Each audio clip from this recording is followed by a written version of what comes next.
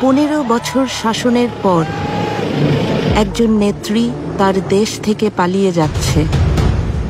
তিনি মনে করেছিলেন অসংখ্য মানুষ হত্যার পরও তিনি ক্ষমতায় টিকে থাকতে পারবেন।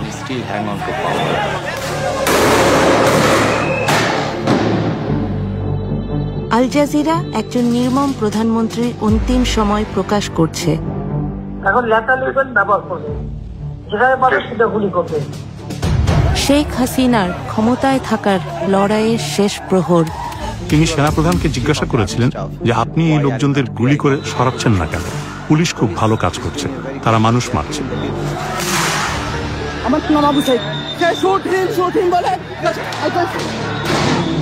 আমরা প্রকাশ করছি পুলিশ কিভাবে একটি হত্যাকাণ্ড গোপন রাখার চেষ্টা করেছিল। পিছন দিয়ে আমার ভাইয়ের লাশ নিয়ে যা পোস্টমর্টম করছে, করে আমরা জানি কোনোদিনও বিচার না পাই। আর যে চিকিৎসক মিথ্যা বলতে অস্বীকার করেছিলেন। কিন্তু সাইদ হেড ইনজুরির জন্য মারা যায়নি, পুলিশের গুলিতে যেহেতু মারা গেছে। সহিংসতায় হাজার হাজার পরিবার ছিন্ন ভিন্ন হয়ে গেছে। আমি ঘৃণার বহিঃপ্রকাশ দেখছি। মানুষ আক্ষরিক অর্থেই তাদের ঘৃণা এখানে ঢেলে দিয়েছে। জুলাইয়ের 36 দিন, যে মাস শেষ হবার নয়। এই বাশার হাসিনার যে মসনদ, সেটাকে একদম ভেঙে তছনছ করে দিয়ে যে তারা আর কখনো কাউকে হাসিনা হয়ে উঠতে দিবে না।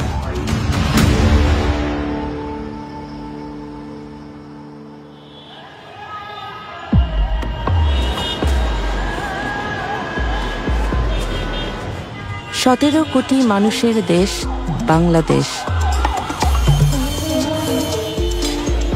এর 1/3 তরুণ, কিন্তু তাদের কাজের সুযোগ খুবই সীমিত। রাজনীতিবিদরা এমন কোনো অর্থনীতি তৈরি করবেন যেখানে কাজের সুযোগ সৃষ্টি হবে। তরুণদের অনেকেই একথা বিশ্বাস করে না।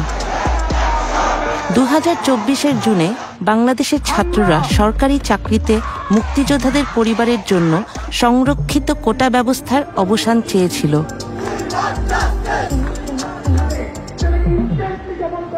এবং এই কোটার মাধ্যমে তার যারা পছন্দের লোক তাদেরকে মূলত এক্সট্রা ফ্যাসিলিটিস দেওয়া হয়, যার ফলে এখানে মেরিটোক্রেসির ভিত্তিতে একজন শিক্ষার্থী তার যে ন্যায্য বুঝে পাওয়ার কথা ছিল সেটা সে পাচ্ছে না।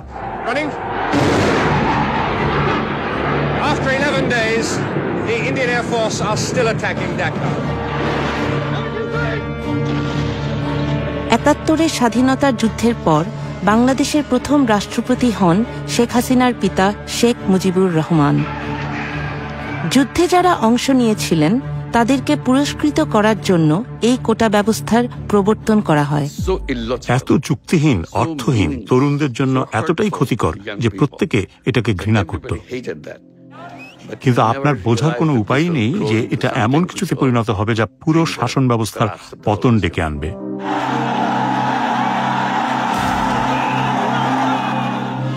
স্বাধীনতা যুদ্ধ এবং সেই যুদ্ধে তার বাবার ভূমিকা হয়ে ওঠে শেখ হাসিনার রাজনীতির মূল বয়ান।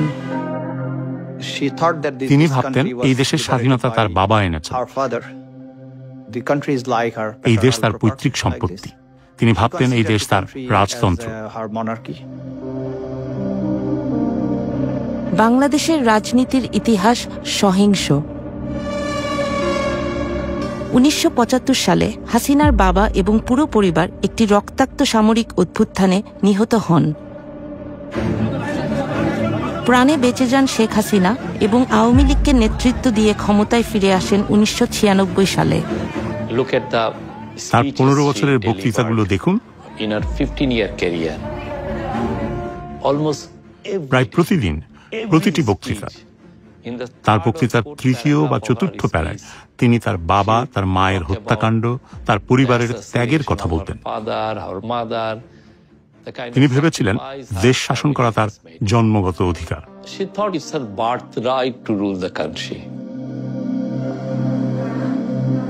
ছাত্রছাত্রীদের বিক্ষোভ যখন তীব্র আকার ধারণ করে তখন শেখ হাসিনা হয়ে ওঠেন আক্রমণাত্মক।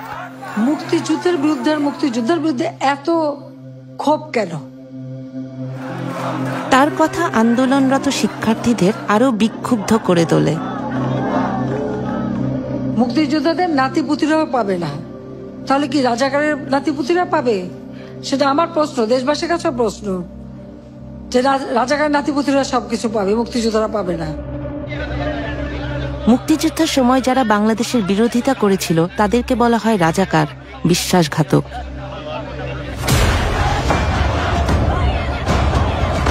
এবং এই রাজাকার বলে সে গত 16 বছর এবং এর আগেও পুরো জাতিকে বিভিন্নভাবে ডিভাইডেড করে রাখার চেষ্টা করেছিল। এবং সেদিন আমরা দেখতে পেয়েছি ঢাকা ইউনিভার্সিটির প্রত্যেকটা হল, ছেলেদের হল এবং মেয়েদের হল থেকে মিছিল নিয়ে তারা বের হয়েছিল এবং স্লোগান দিয়েছিল, তুমি কে আমি কে, রাজাকার রাজাকার।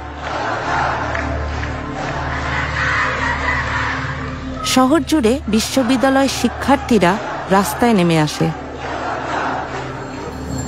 শেখ হাসিনার ত্রাসের যুবশক্তি ছাত্রলীগ অস্ত্র হাতে প্রস্তুত ছিল। সেদিন আপনারা দেখতে পেয়েছেন আমাদের বোনদের রক্তাক্ত চেহারা এবং আমাদের অসংখ্য ভাইরা তারা নির্মমভাবে তারা আহত হয়। তখন আমরা আমাদের এই আহত ভাই বোনদেরকে নিয়ে হাসপাতালে গিয়েছিলাম। সেখানেও আমরা যখন এক্স-রে রিপোর্টের জন্য অপেক্ষা করছিলাম আমাদের ভাই বোনদেরকে নিয়ে, সেখানে ছাত্রলীগের সন্ত্রাসীরা এসে, যুবলীগের সন্ত্রাসীরা এসে আমাদের ভাই বোনদের উপর নির্মমভাবে তারা হামলা করে। শেখ হাসিনার ফোন আলাপের এক্সক্লুসিভ রেকর্ড আল জাজিরার ইনভেস্টিগেটিভ ইউনিটের হাতে এসেছে, যা তার নিজস্ব গোয়েন্দা সংস্থাই রেকর্ড করেছিল। ডিজিটাল ফরেনসিক অ্যানালাইসিসের মাধ্যমে সকল ফোন রেকর্ড যাচাই করা হয়েছে। এই ফোন আলাপে ছাত্রদের উপর নৃশংস হামলার 48 ঘন্টা পর শেখ হাসিনা ছাত্রলীগ নেতাদের সাথে কথা বলেন।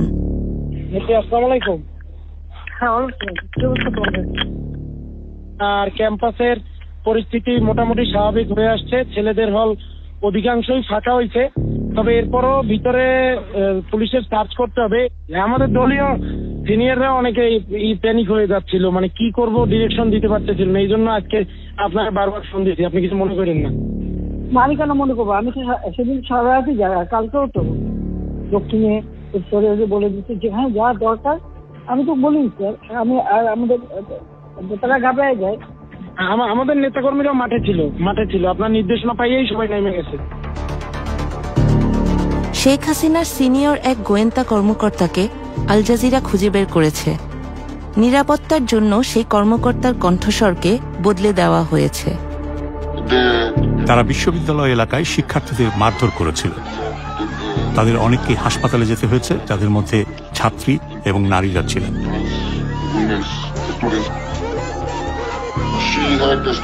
দলের উপর তার কঠিন নিয়ন্ত্রণ ছিল। ছাত্রলীগ এবং আমি বলবো দেশের প্রতিটি সেক্টরে সবকিছুর উপর তার একচ্ছত্র নিয়ন্ত্রণ ছিল। পর্যদুস্ত প্রধানমন্ত্রী বিশ্বাস করতেন এই বিক্ষোভের পেছনে বিএনপি এবং জামাতে ইসলামীর হাত রয়েছে।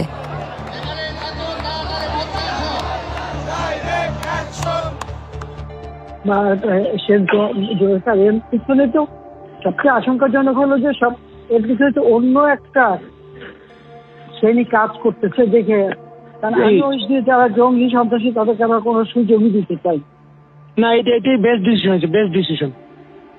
হয়তো আমি তো জানি, আমরা তো আন্দোলন সংগ্রাম করে পড়তে আসছি।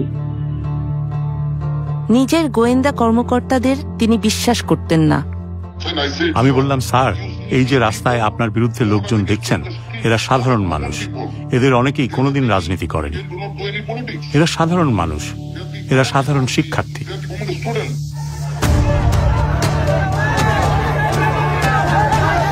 ঢাকা থেকে 300 কিলোমিটার দূরে রংপুর এক ছাত্র সাংবাদিক একটি বিক্ষোভের সরাসরি প্রতিবেদন করতে যাচ্ছিলেন, যা অভ্যুত্থানের গতিপথই বদলে দেবে। তো সেদিন আমরা যখন ক্যাম্পাসের প্রথম গেটে আসি, আমাদের উদ্দেশ্য ছিল সাংবাদিকতার যে প্রফেশনাল জায়গা থেকে নিউজের উদ্দেশ্যে আমরা বের হই। ঠিক তখনই আমরা দেখি হচ্ছে পুলিশ এবং শিক্ষার্থীদের মুখোমুখি অবস্থান।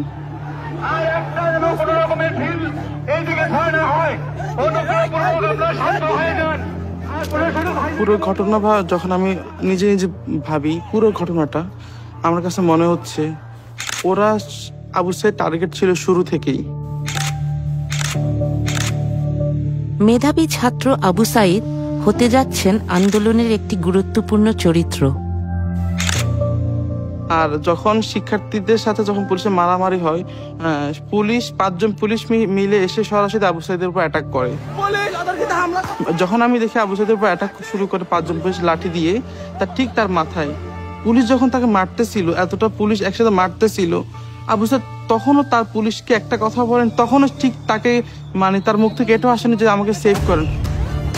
একজন শিক্ষার্থীকে মাথা ফেটে যাচ্ছে, মাথা থেকে রক্ত বেরোচ্ছে।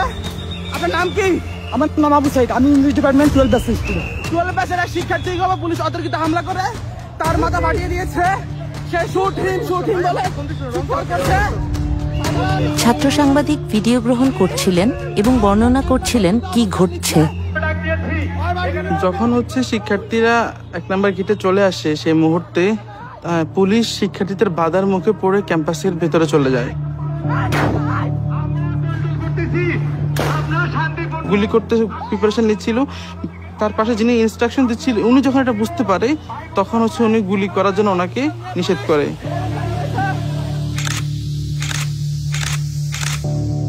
এবং ভেতর দিক থেকে আমাদের ক্যাম্পাসের কিছু কর্মকর্তা, কিছু কর্মচারী, পুলিশ মিলে শিক্ষার্থীদেরকে উদ্দেশ্য করে ইট পাটকেল, টিয়ার সেল গুলি করতে করতে ক্যাম্পাসের আবার 1 নম্বর গেটে আসে।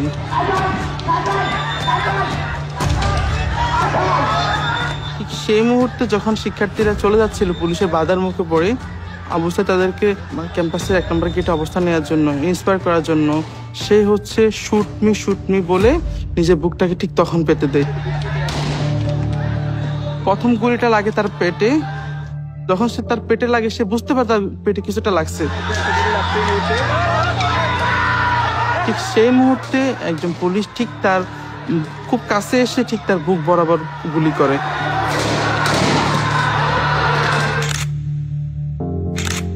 পরপর 2টো গুলি এসে তার বুকে লাগে।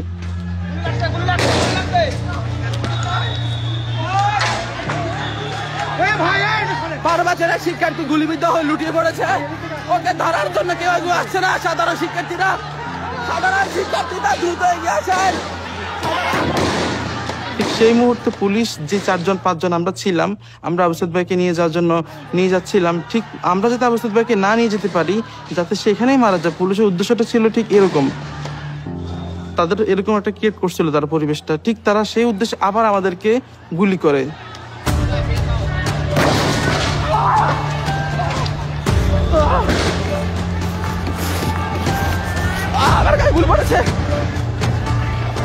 আমার গায়ে গুলি পড়েছে। আমরা আহত হই, আমরা যদি এখানে আবু সাইদের মতো পড়ে যাই। আপনারা দেখেন আমার গায়ে গুলি পড়েছে। পুলিশ সাধারণ শিক্ষার্থীদের পাশাপাশি সাংবাদিকদের উপর গুলিবিদ্ধ করেছে।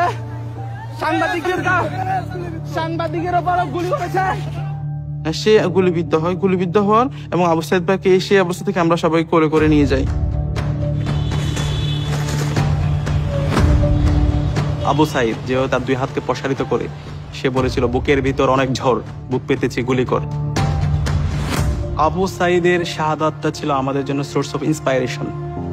সে যেভাবে তার 2 হাতকে প্রসারিত করে শহীদ হয়েছে, তখন আমরা প্রত্যেকে প্রতিজ্ঞা করেছিলাম আমরা প্রত্যেকে একজন আবু সাইদ হব।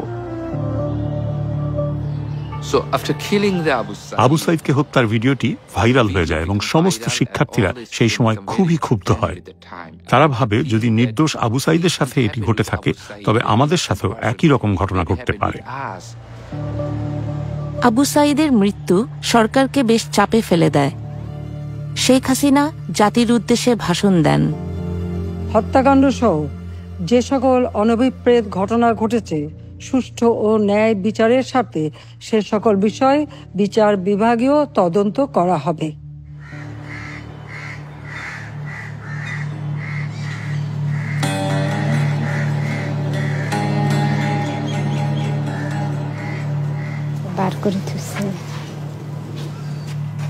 আবু সাইদের পরিবার গণভবনে এসেছেন, যা প্রধানমন্ত্রীর বাসস্থান।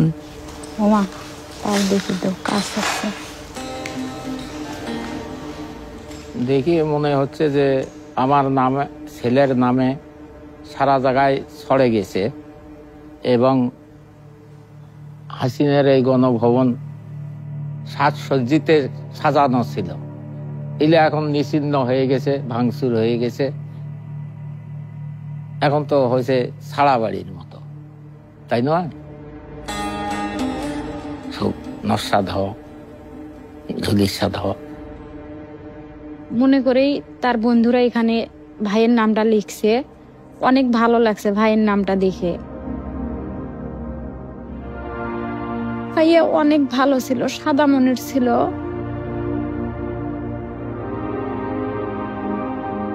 পিছন দিয়ে আমার ভাইয়ের লাশ নিয়ে যা পোস্টমর্টম করছে।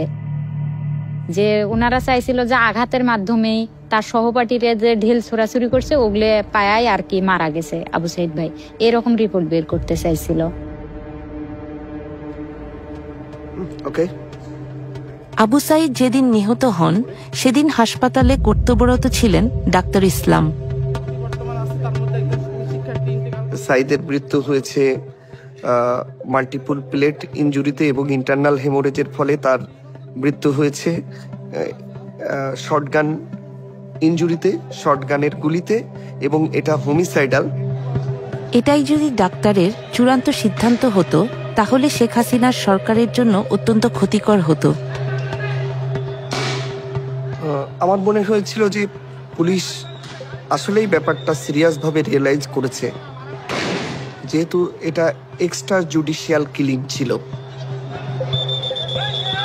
পুলিশ ফেঁসে যাচ্ছে যে পুলিশ গুলি করে মেরে ফেলছে, এই জন্য তারা চাচ্ছিল যে আমি যেন হেড ইনজুরিটাকে ফোকাস করি। আল জাজিরার হাতে আসা গোপন কল রেকর্ডিং থেকে জানা যায় যে হাসিনার সবচেয়ে বিশ্বস্ত মিত্র সালমান এফ রহমান পুলিশ প্রধানকে ফোন দিয়েছেন। হ্যালো, আচ্ছা মামুন, ওই যে রংপুরে যে আবু সাইদ যে মারা গেল, ওর পোস্টমর্টম হয়েছে? রিপোর্ট পাইছেন আপনারা? এখনো পাইনি। চিকিৎসক ইসলামকে প্রচুর চাপের সম্মুখীন হতে হচ্ছিল। সাইদের গুলিবিদ্ধ হওয়ার পর থেকেই 3টার পর থেকে পুলিশ আমার সাথে যোগাযোগ করে। আমার কাছেও অনেক দিক দিয়ে ফোন আসছিল যে অটোপসি হচ্ছে কিনা, হবে কিনা। এখনো পান নাই কেন? এত সময় লাগে কেন? এটা আমাদেরকে দেয় নাই স্যার, এবং আমাদের সাথে তো ওরা লুকোচুরি খেলে। এবং পুলিশের ঊর্ধ্বতন কর্মকর্তারা 4:30 5টার পর থেকে আমার সাথে কথা বলতে শুরু করে, এবং তারা এটা খুব গুরুত্বের সাথে করে, যেহেতু লাইভ প্রোগ্রামে গুলি হয়েছে সারা বিশ্ব, এবং তারা আমাকে বলে যে দ্রুত পোস্টমর্টমটা করে দিয়ে যেন আমি লাশটা ডিসপাস করে দিই, এবং এটাও বলে যে সাইদের মাথায় কিন্তু আঘাত হয়েছে, এটাকে আপনি ফোকাস করবেন বেশি। বডি পোস্টমর্টম করা হয়েছে? তো করা হয়েছে, তো রংপুর মেডিকেল করেছে, আমাদেরকে পোস্টমর্টম রিপোর্ট দিতে সময় লাগবে কেন? যদি করে তাকে লুকিচুরি কে খেলতেছে? রংপুর মেডিকেল? রংপুর মেডিকেল রিপোর্টে আসলে রিপোর্ট আমাকে 5 বার লিখতে হয়েছে। রিপোর্ট আমি প্রতিবার রিপোর্ট লিখি, জমা দিতে যাই, পুলিশের মনোপুত হয় না। শেখ হাসিনার গোয়েন্দা সংস্থার প্রধানরাও মেডিকেল রিপোর্টটি সংগ্রহ করার চেষ্টা করছিলেন। প্রধানমন্ত্রী আমাকে বললেন যে আবু সাইদ গুলিতে মারা যাননি। আমি ডাক্তারদের কাছ থেকে রিপোর্টটা পাচ্ছিলাম না। আমি চেষ্টা করেছি রিপোর্টটা নিতে, কিন্তু ডাক্তাররা রিপোর্টটা লিখতে অনাগ্রহী ছিলেন। আমরা বললাম কি হয়েছে, এটাও আমাদের সাথে বলতে অনেক সময় আছে না যে একটা কিছু হইলে এরপরে আমাদেরকে, আমরা তো কিছু হইলে বলি যে এই ডাইমেনশনে যাচ্ছে, আমরা এইভাবে প্রস্তুত আছি, এরকম তো কিছু আছে। ওরা আমাদের সাথে কোনো কথাই বলে। আচ্ছা দেখি, আমি দেখি।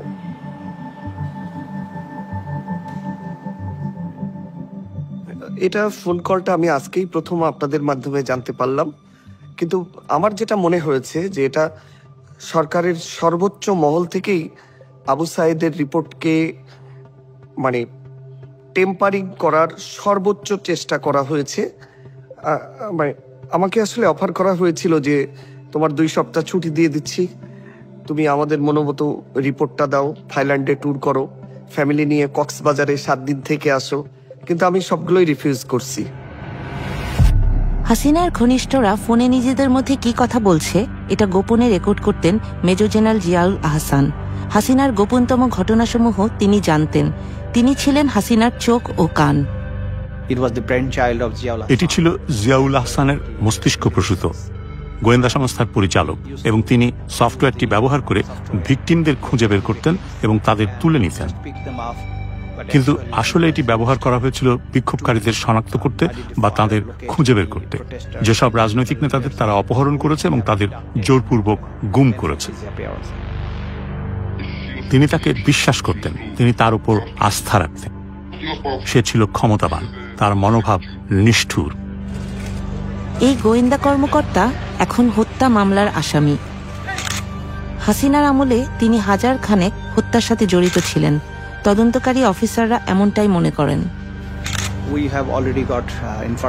ইতিমধ্যেই আমরা তথ্য পেয়েছি, যারা গুমের শিকার হয়েছিলেন সে নিজেই তাদেরকে হত্যা করেছে। সে তার দলবল ব্যবহার করে তাদের আটক কেন্দ্র থেকে অন্য কোথাও নিয়ে গিয়ে হত্যা করেছে, এবং অনেক সময় মৃতদেহগুলো সিমেন্টের বস্তা দিয়ে বেঁধে নদীতে ফেলে দেওয়া হয়েছে।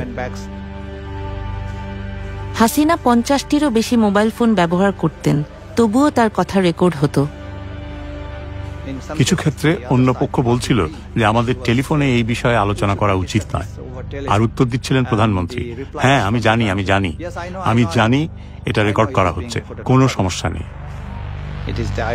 এটা ভাগ্যের পরিহাস। তিনি অন্যদের জন্য খুব গভীর খাদ খনন করেছেন, সেই খাদে এখন তিনিই পড়েছেন।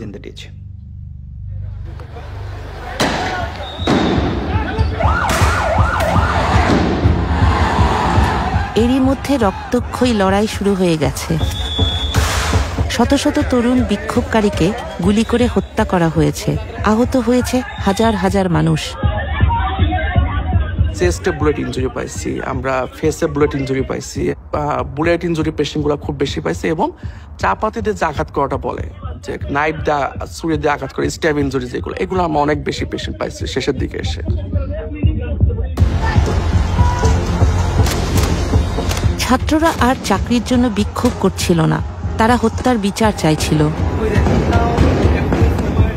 তারা আর কোনো হাসিনার গুলি অথবা কোনো তার ল এনফোর্সমেন্ট এজেন্সির যে হচ্ছে গুলি, এগুলোকে কোনো কিছুকে তারা তোয়াক্কা করছে না। তারা হাসিনার পতনের দাবিতে তার সামনের দিকে এগিয়ে যাচ্ছিল। আত্মবিশ্বাস ছিল আমরাই এক্ষুনি হাসিনার পতন নিশ্চিত করব। হাসিনার অসংখ্য ফোন রেকর্ডিং মুছে ফেলা হয়েছিল, কিন্তু 18 জুলাইয়ের একটি অত্যন্ত গুরুত্বপূর্ণ ফোনালাপ খুঁজে পাওয়া গেছে, যে রাষ্ট্রীয় দমননীতির ভয়ঙ্কর মোড় নেওয়ার প্রমাণ দেয়। এখন লেটার লিখবেন, ব্যবহার করবে, যেখানে পাবে সেটা গুলি করবে, ওটা বলা হচ্ছে। এখন আমি এতদিন বাধা দিয়ে রাখছিলাম, ওই যে স্টুডেন্টরা ছিল ওদের সত্যি কথা চিন্তা করে। এই ফোনটি তিনি করেছিলেন তার নিকট আত্মীয় ঢাকা দক্ষিণের শক্তিশালী মেয়র ফজলে নূর তাপসের কাছে। আর যেখানে গ্যাদারিং দেখবে সেখানে ওই উপর থেকে, এখন উপর থেকে পাচ্ছি, অলরেডি শুরু হচ্ছে কয়েকটা জায়গায়। এই অভিযানের একটি সাংকেতিক নাম ছিল, যা অপারেশন ক্লিন ডাউন নামে পরিচিত, যেখানে সর্বাধিক সংখ্যক বিক্ষোভকারী জড়ো হয় সেখানে ড্রোন ব্যবহার করে, এবং তারপর তারা হেলিকপ্টার পাঠায় তাদের হত্যা করার জন্য। থেকে টিয়ার গ্যাস মারছে এবং ওই সঙ্গে বুলেট ডাইরেক্ট শর্ট করছে। তো আমরা ওইরকম শর্টের পেশেন্ট পাইছিলাম উপর থেকে, ডিরেক্ট শর্টের পেশেন্ট অ্যাবাউট 4 থেকে 5 জনের মতো ওই সময়। যখন আমাদের হসপিটালের সামনে টার্গেট করে হেলিকপ্টারে গুলি এবং টিয়ার শেল ফেলানো হয়েছে। তার গোয়েন্দা সংস্থা যখন আড়ি পেতে শুনছিল, প্রধানমন্ত্রী তখন আরো সব পরিকল্পনা প্রকাশ করে ফেলেন। সেনাপ্রধানের সাথে কথা বলছি, ওরা রেডি থাকে, ঠিক আছে, এখন তো আমরা অন্য ইয়ে করছি, ছবি নিচ্ছি, তবে কিছু ছবি দেখে পাকড়াও করা যায় না রাতের মধ্যে? সবগুলিকে অ্যারেস্ট করতে বলছি রাত্রে। পাকড়াও করলে না, ওটা বলা হয়, ওটা র্যাব, জিএফআই সবাইকে বলা হয়েছে যে যেখান থেকে টিকাটা পাবো দেখে ফেলবে। শিক্ষার্থীদের হত্যার জন্য আওয়ামী লীগ সরকারের বিরুদ্ধে মামলা লড়ছেন তাজুল ইসলাম। এটা সত্যিই বিস্ময়কর ছিল। একটি গণতান্ত্রিক দেশের প্রধানমন্ত্রী হিসাবে তিনি বিক্ষোভকারীদের হত্যার নির্দেশ দিচ্ছেন, বেশিরভাগই তরুণ ছাত্র, এবং তিনি নির্দেশ দিচ্ছেন প্রাণঘাতী অস্ত্র ব্যবহার করে এই লোকদের হত্যা করার জন্য। 19 জুলাই শেখ হাসিনা সেনাবাহিনীকে রাস্তায় নামার নির্দেশ দেন।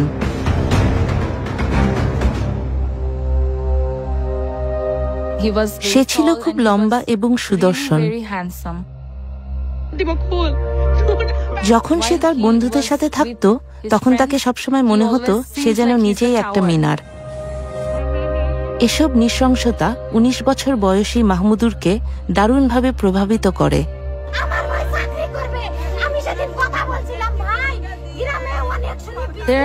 একটা ভিডিও ছিল, আবু সাইদের বোন কাঁদছিল। আমার ভাই সেটা ফেসবুকে শেয়ার করে এবং সে বলছিল, আমার মনে হচ্ছে এটা আমার বোন, তাই আমি এটা নিতে পারছি না। আমরা তাকে বাইরে যেতে দিচ্ছিলাম না। সে একদিনে গিয়েছিল এবং সেটাই ছিল তার জীবনের শেষ দিন। সেদিন ছিল জুলাইয়ের 19 তারিখ। বাসা থেকে সে বের হয় 3:10-এ। 3:26-এ সে আমাকে ফোন করে। আমি তাকে বকাবকি করছিলাম আর আমি তার সাথে চিৎকার করছিলাম, তোমাকে বাড়ি ফিরে আসতে হবে। সে বলল, আচ্ছা আমি আসছি। জাস্ট 11 মিনিট পর সে মারা গেল।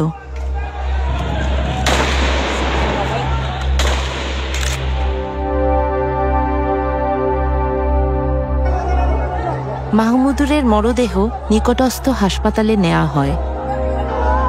আরো 5টা লাশের সাথে আমার ভাইটা ছিল।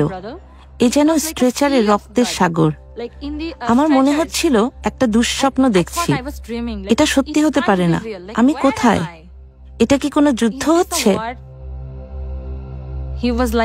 সে আমাদের পরিবারের রত্ন ছিল, আমাদের একমাত্র স্বপ্ন, একমাত্র দামি জিনিস। আসলে সে আমাদের পরিবারের ভবিষ্যৎ ছিল। বিক্ষোভ যখন তীব্র আকার ধারণ করছিল, শেখ হাসিনা দেশের ব্যবসায়ী ও শীর্ষ রাজনীতিবিদদের সাথে দেখা করেন। তিনি ছিলেন একরোখা। ডিজিটাল বাংলাদেশ তো আমারই করে দেওয়া। আজকে সেই ডাটা সেন্টার থেকে শুরু করে সব কিছু পুড়িয়ে দেওয়া হয়েছে, সাবমেরিন কেবলটা পর্যন্ত নষ্ট করা হয়েছে। আজকে কারফিউ দিতে আমরা বাধ্য হয়েছি মানুষের জানমাল রক্ষা করার জন্য। ইন্টারনেট সংযোগ বিচ্ছিন্ন হবার কারণে তিনি বিক্ষোভকারীদের দোষারোপ করেছিলেন। হঠাৎ করে ইন্টারনেট ব্ল্যাকআউট। এর আগে আমরা সহজেই অনলাইন ইন্টারনেটের মাধ্যমে সবার সাথে যোগাযোগ করতে পারছিলাম। এই মুহূর্তের মধ্যে আমরা একটা অফলাইন নেটওয়ার্ক তৈরি করেছিলাম। আমরা কিছু এক্সট্রা ডিভাইস কিনে রেখেছিলাম এবং কিছু এক্সট্রা সিম, এবং আমরা যখন মিছিল করছিলাম সেই সময় হেলিকপ্টার থেকে হাসিনা এবং তার যে ল এনফোর্সমেন্ট এজেন্সি তারা আমাদের উপর গুলি করছিল। তো এই সময়ে একই সাথে মাঠের আন্দোলন সমন্বয় করা এবং পরবর্তী দিনের কর্মসূচি প্রণয়ন করা, সেটা ছিল আমাদের সবচেয়ে গুরুত্বপূর্ণ কাজ। কিন্তু ছাত্রলীগ নেতাদের সাথে তার এক ধারণ করা ফোনালাপে সাবেক প্রধানমন্ত্রী এক ভিন্ন চিত্র তুলে ধরেন। আর ওই বিটিআরসি বন্ধ করছে, আমি ইন্টারনেট বন্ধ, ব্রিটিশ হাইকমিশন ঠিক হবে, তোমরা বলো আন্দোলন কাশিয়ে পোয়াইছে, এটা শেষ ঠিক হতে অনেক সময় লাগবে। আল জাজিরা একটি গোপন সরকারি নথি পেয়েছে যা প্রকাশ করে কে বাংলাদেশকে ইন্টারনেট থেকে বিচ্ছিন্ন করেছে। জুলাইয়ের 15 তারিখে বাংলাদেশের টেলিযোগাযোগ কর্তৃপক্ষ ঢাকার বিভিন্ন বিশ্ববিদ্যালয় এলাকায় ইন্টারনেট সংযোগ বন্ধ করে দেয়। পরের দিন পর্যন্ত তারা 59টি বিশ্ববিদ্যালয় ওয়েব অ্যাক্সেস, ব্লগ এবং 2 শতাধিক সাইটে প্রবেশ বন্ধ করে দেয়। 18 জুলাই থেকে শেখ হাসিনার গোপন পর্যবেক্ষণ ইউনিট এনটিএমসি সমগ্র ওয়েব অ্যাক্সেসের উপর নিয়ন্ত্রণ নিয়ে ফেলে। পরের কয়েক সপ্তাহ ধরে তারা একের পর এক সোশ্যাল মিডিয়া সাইট বন্ধ করে দেয়। কিন্তু সহিংসতার ভিডিও তখনও বাইরের বিশ্বে পৌঁছাতে পারছিল। শেখ হাসিনার একটি পরিকল্পনা ছিল। শেখ হাসিনা ঢাকা উত্তর সিটি কর্পোরেশনের মেয়র আতিকুল ইসলামের সাথে কথা বলছিলেন। তিনি এমন প্রচারণা চাইছিলেন যাতে বোঝানো যায় সহিংসতার আসল ভুক্তভোগী হলো তার সমর্থকরাই। আপনার কাছে আচ্ছা, তাহলে আপনি একটু, তাহলে আমি আপনার কাছে আমি ইয়া করে দেন আপা, আমি সব পাঠিয়ে দিচ্ছি আপা। আমাদের C40 হোল ওয়ার্ল্ডের মেয়রদের ফোরাম সাদেক খানের নেতৃত্বে, ওরাও বলছে কি করতে পারি বলো। আমি সাদেক খান তো আমার সাথে ক্লোজ ফ্রেন্ড, লন্ডনের মেয়র। কথা বলো, ওর সাথে কথা বলো। এইসবই সবকে আবার ওখানে পাঠানো আছে, মানে সব অ্যাম্বাসাডারদের কাছে মোটামুটি দেওয়া আছে। না, এটা ভালো বলছেন আপা, আমাদের গ্রুপে আছে আপা, আপনি তো পাঠাচ্ছেন, আমি মেয়রদের কাছে পাঠিয়ে দিলেন না। কিন্তু দৈনিক ছাত্র হত্যার তথ্যসমূহ কিছুতেই ধামাচাপা দেয়া যায়নি।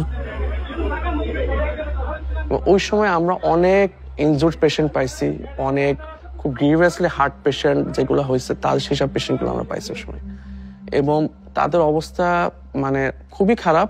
আমরা ওই সময় খারাপ ছিল, এবং ওই সময় পেশেন্টগুলার আমরা বেশিরভাগই পাইছিলাম বুলেট ইনজুরি। এবং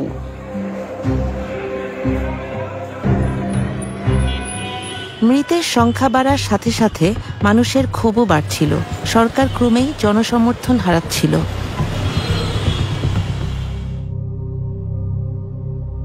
কয়েকদিন পরে হাসিনা এই গণভবনে নিয়ে আসলো বাধ্য করে, সব প্রশাসনেরা নিয়ে, গাড়ি যাওয়া আসে, থাকা খাওয়া সব ফ্রি, চলো তোমার যাওয়াই নাই। বিক্ষোভে নিহতদের পরিবার যারা তাদের সন্তান হারিয়েছেন তাদের সাথে শেখ হাসিনা দেখা করার আয়োজন করলেন। বুঝি নাই, মূর্খ মানুষ তো। বুঝি নাই কি, বাধ্য করে আনছে তো, না আসলে হয়তো অন্য অত্যাচার করলি হয়। না, আমরা ওই জায়গায় বসেছিলাম, মানে জায়গাটা ছিল ওই জায়গায়, আমাদেরকে সামনে বসতে দিছিল। তো তখন শেখ হাসিনা আসিয়ে মানে একটা লিস্ট করা ছিল শহীদ ফ্যামিলির, তো ফার্স্টে আমাদের নাম ছিল। তো আমরা ওখানে ছিলাম, আমরা দাঁড়াইছিলাম, তো শেখ হাসিনা আমাদের কাছে আসছিল। তখন ওনারা বললো যে হ্যাঁ, তোমার ভাইয়ের বিচার আমরা করব, এটা তদন্ত করে আমরা দেখতেছি কে মারলো কি করলো। তখন আমি বলছিলাম যে আমার ভাইয়ের যে পুলিশে গুলি করে মারছে এটা তো ভিডিও ফুটেজে দেখাই যাইতেছে, এটার আবার তদন্তর কি দরকার। কারণে আসাটা অনেক ভুল হয়েছে, সবাইকে ডাকছে বা সবাইকে কিছু দিছে, কিন্তু সঞ্চয়পত্র দিছিল। তো তখন আমরা বুঝতে পারছি যে এখন হাসিনা প্রচার করবে যে আবু সাইদ ভাইয়ের ফ্যামিলি, মানে তাদের কোনো আক্ষেপ নাই, ওনাদের ছেলে মারা গেছে, ওনারা মানে মীমাংসা হয়েছে, এইরকম একটা কিছু বুঝাতে চাইছে। তখন আমরা যখন বুঝতে পারলাম তখন আমাদেরকে নিজেদেরকে অনেক খারাপ লাগছিল। তখন আমরা মনে করছি আমার ছেলেটা কে মারলি, তা আমরা মনে করছি আমার ছেলে হাসিনাই হত্যা করবে করছে পুলিশের, তাছাড়া আমার ছেলে মারতে পারে না।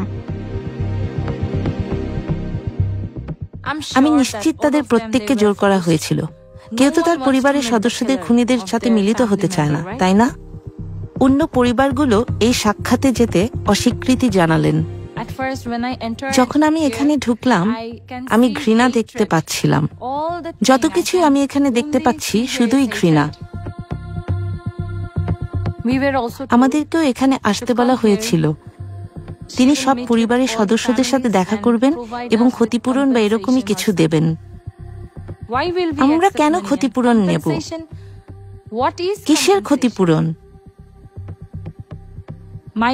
আমার পুরো পরিবার ধ্বংস হয়ে গেছে, তার ক্ষতিপূরণ? আপনি কি পারবেন আমার মায়ের প্রতিদিনের কান্নার ক্ষতিপূরণ দিতে? তাই আমরা কোনো ক্ষতিপূরণ গ্রহণ করিনি, এখানে আসার প্রস্তাবেও রাজি হইনি।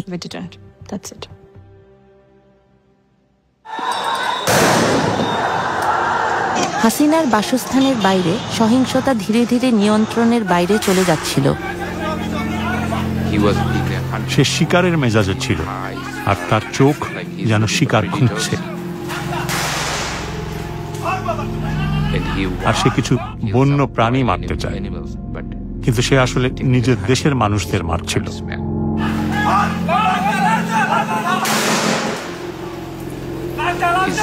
তার নামের ফলকটি আমি খুঁজে পেয়েছি, যার নাম রেদওয়ান।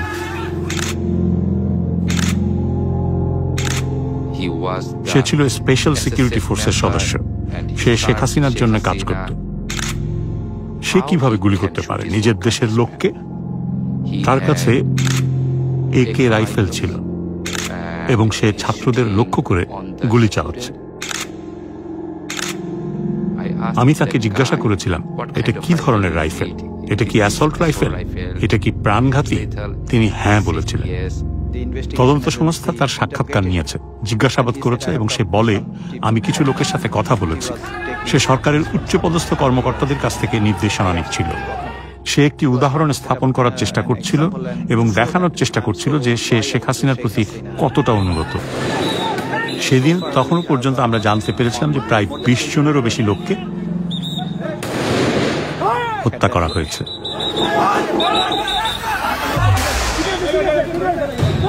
এখন শেখ হাসিনার সেনাবাহিনীর ভেতরেও একটি ঝড় দানা বাঁধছিল।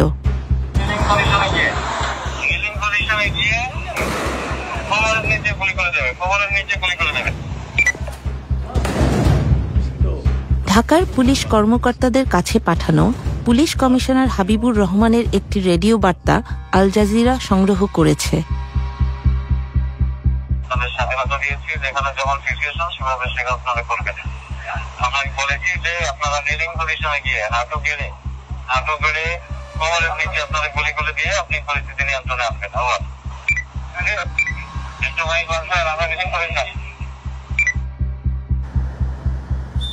সেনা কর্মকর্তারা ক্রমশ উদ্বিগ্ন হয়ে উঠছিলেন। আর না, যথেষ্ট হয়েছে। আমরা একমত হই যে আমরা কোনো গুলিবর্ষণ করব না। সেনাবাহিনীতে কর্মরত এক সেনা কর্মকর্তা আল জাজিরার সাথে কথা বলতে রাজি হন। আমরা তার কণ্ঠস্বরটি বদলে দিয়েছি। যদি গুলির নির্দেশ আসে আমরা বিট্রে করব, আদেশ অমান্য করব। সেনাবাহিনীর প্রধান জেনারেল ওয়াকারুজ্জামান, যাকে মাত্র কয়েক সপ্তাহ আগে শেখ হাসিনা পদোন্নতি দিয়েছিলেন, তিনি নিজেই সম্ভাব্য বিদ্রোহের মুখোমুখি হয়েছিলেন। তিনি সব অফিসারদের ডাকেন মূলত তাদের মনোভাব বোঝার জন্য। সব অফিসার সেই কনফারেন্সে যোগ দেন। সেনাবাহিনীর তরুণ অফিসাররা তাদের কমান্ডারদের প্রশ্নবিদ্ধ করতে থাকেন। তারা ভীষণ রাগান্বিত ছিলেন। 3রা আগস্ট আমরা প্রশ্ন তৈরি করেছিলাম, অস্ত্র ও গোলাবারুদ এই মানুষদের, আমার জনগণের, আমরা কেন এটি আমাদের জনগণের বিরুদ্ধে ব্যবহার করব? আমরা কেন নিরীহ মানুষকে গুলি করব? আমরা তো জানি না কে আমাদের শত্রু বা মিত্র। তিনি বেশ উদ্বিগ্ন ছিলেন, তিনি উত্তেজিত, আবেগপ্রবণ ছিলেন, তিনি ঠিকমতো বসতেও পারছিলেন না। কতজন? তিনি বেশ নার্ভাস ছিলেন।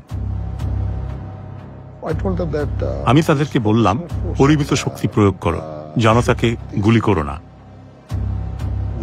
আমরা মনে করি না যে এটা করা উচিত, কারণ নিরীহ বেসামরিক মানুষ, শিক্ষার্থীরা তো বিক্ষোভ করছিল কোনো একটা কারণে, আর পুলিশ তাদের উপর গুলি চালিয়েছিল। এটা খুবই খুবই উদ্বেগজনক ছিল, খুবই উদ্বেগজনক।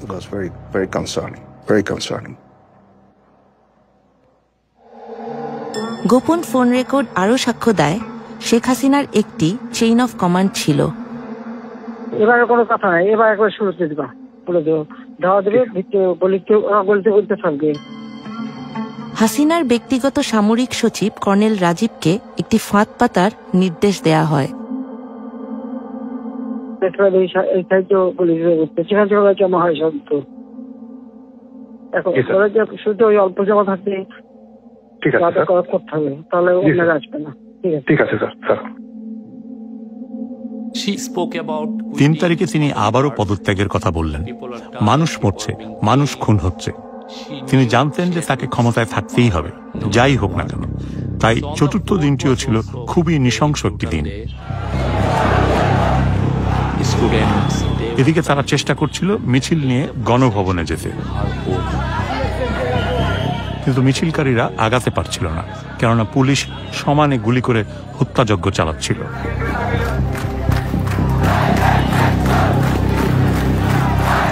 চারই আগস্টের মধ্যে হাজার হাজার মানুষ গণভবন অভিমুখে মিছিল করে আসার প্রস্তুতি নেয়।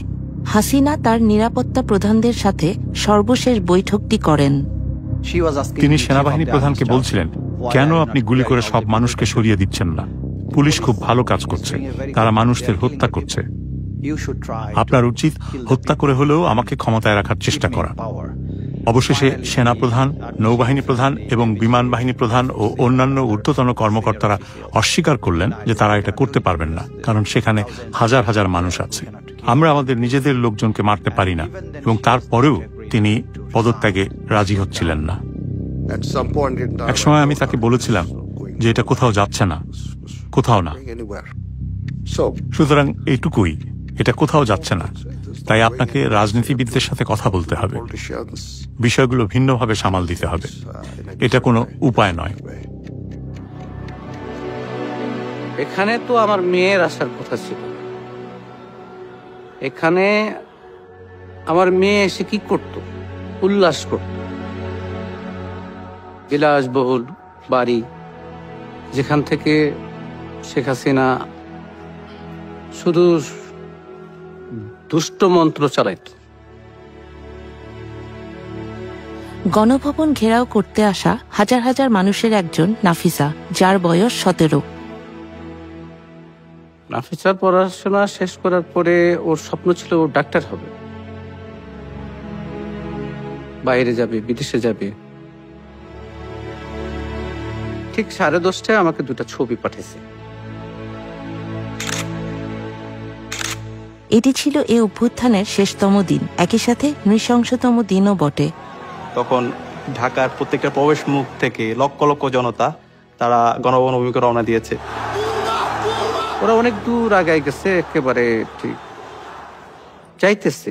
এর মধ্যে পুলিশ টিয়ার শেল মারে, গ্যাস মারে, তারপরে সাউন্ড গ্রেনেড মারে। আমি শুনতেছি মোবাইলে সবকিছু। বাসায় যাও, কেউ বলছে যে আব্বু আমি কিন্তু বাসায় যাব না। এখনকার যে পরিস্থিতি, এই যে আন্দোলন করলাম, এটার সুফল না পাওয়া পর্যন্ত বাড়িতে যাব না। দেশের সবচেয়ে ক্ষমতাধর রাজনীতিবিদের 15 বছরের শাসনের নিষ্পত্তি কয়েক মিনিটের মধ্যে ঘটতে যাচ্ছে। সেনাবাহিনী বলল, এখান থেকে সরে যাওয়ার জন্য আপনার হাতে 40 মিনিট সময় আছে, নইলে লোকজন এসে সবকিছু ধ্বংস করে দেবে। তিনি এতটাই আবেগপ্রবণ হয়ে পড়েছিলেন যে বলছিলেন, তাহলে তোমাদের উচিত এখনই আমাকে হত্যা করা এবং এখানে গণভবনের মাটিতে পুঁতে ফেলা। হাজার হাজার মানুষ ইতোমধ্যেই জড়ো হয়ে গিয়েছিল। আমরা ঢাকায় এসেছি কারণ আমরা আর হাসিনাকে চাই না, কারণ সে অনেক ছাত্রকে হত্যা করেছে, তাই আমরা তাকে আর চাই না। সেনাপ্রধান সকালে গণভবনে যান, আর হাসিনা সেটা যখন জানতে পারেন তখন তিনি খুব জোরে কাঁদতে শুরু করেন, যেন তিনি রাগে ফেটে পড়েছেন এবং কান্নায় ভেঙে পড়েছেন। আমাদের ধারণা ছিল আজই সেই দিন, কেননা সব লোক যদি আসে এবং তাদের সরাসরি হাসিনার প্রাসাদে যাওয়ার কথা, এটা নৃশংস একটা ব্যাপার হবে। এটা ছিল হাসিনার ক্ষমতার অন্তিম সময়। পুলিশ তবুও বিক্ষোভকারীদের উপর গুলি ছড়ছে। ঠিক 20 মিনিট পরে আমাকে ফোন দিল, তখন বাজে 12:40। বলতেছে আমি গণভবনের দিকে যাচ্ছি, যদি বিজয় আসে আলহামদুলিল্লাহ, আর যদি না আসে তাহলে তো জানবাই। তিনি ভাবলেন বিপুল সংখ্যক মানুষকে হত্যা করে তিনি ক্ষমতায় টিকে যেতে পারেন। ঠিক আছে, তাদের এখানে আসতে দেন, কিন্তু তার বিশেষ নিরাপত্তা বাহিনী যারা প্রাসাদের পাহারা দেয়, যারা নিরাপত্তা দেয়, তারা বলল যে আমরা পারবো না, জনসমুদ্র নিয়ন্ত্রণ করার কোনো উপায় নেই, আমরা এত মানুষকে হত্যা করতে পারি না। 15 মিনিট আবার পর ফোন দিল আমাকে, যে আব্বু তুমি টিভি দেখো। Breaking news story: Bangladesh Prime Minister Sheikh Hasina has resigned. জনতার বিপুল স্রোত যখন গণভবনমুখী, তখন শেখ হাসিনা শহর ছেড়ে পালিয়ে গেলেন। আমি যাকে তখন তাকে ফোন করি, তো ওই পার থেকে একটা ছেলে মোবাইলটা রিসিভ করে বলতেছে মোবাইলটা যার, সেই মেয়েটা গুলিবিদ্ধ হয়েছে। কিছুই নিতে পারি নাই, শুধু মোবাইলটা হাতে আমি দৌড়তেছি। নৌকা পার হওয়ার মাঝামাঝি যাওয়ার পরে আমার মেয়ে মোবাইল লক খুলে মাস্ক সরাইয়া আমাকে ফোন দিছে, আব্বু আমি মনে হয় বাঁচবো না, আমার লাশটা তুমি নিয়ে যেও, আমি মরে যাব। এই কথাটা যখন বলছে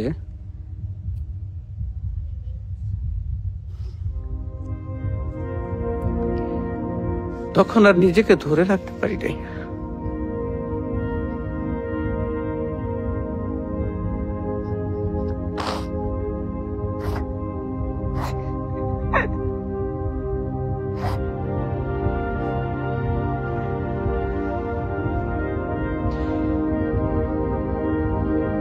তো দৌড়াইতে দৌড়াইতে যাইতেছি, আসলে যখন গেছি তখন নাফিসার মামা ফোন দিয়া বলতেছে যে ভাই আপনার মেয়ে আর নাই।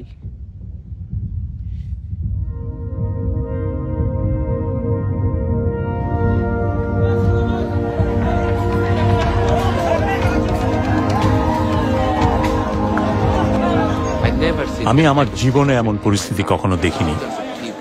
হাজার হাজার মানুষ প্রধানমন্ত্রী যেখানে থাকতেন সেখানে প্রবেশ করেছিল।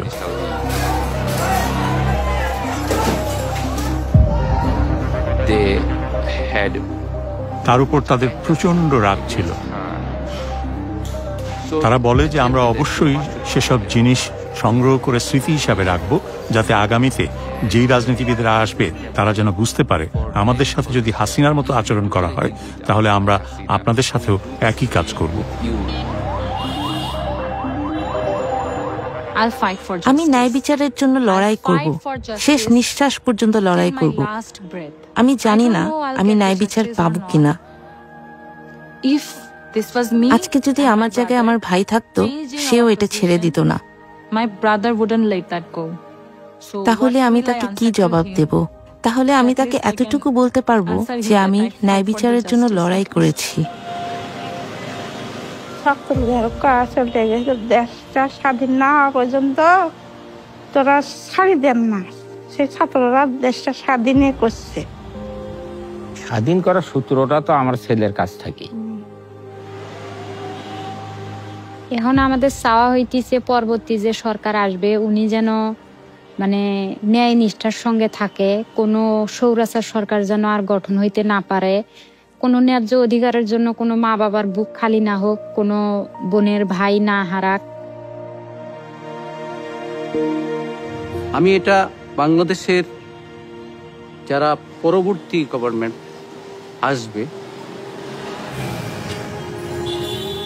যেন এই দেশটা পরিষ্কার পরিচ্ছন্ন থাকে,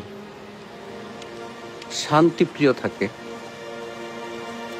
এবং যারা এই দেশের জন্য, এই মাটির জন্য যুদ্ধ করছে, শহীদ হয়েছে, আহত হয়েছে,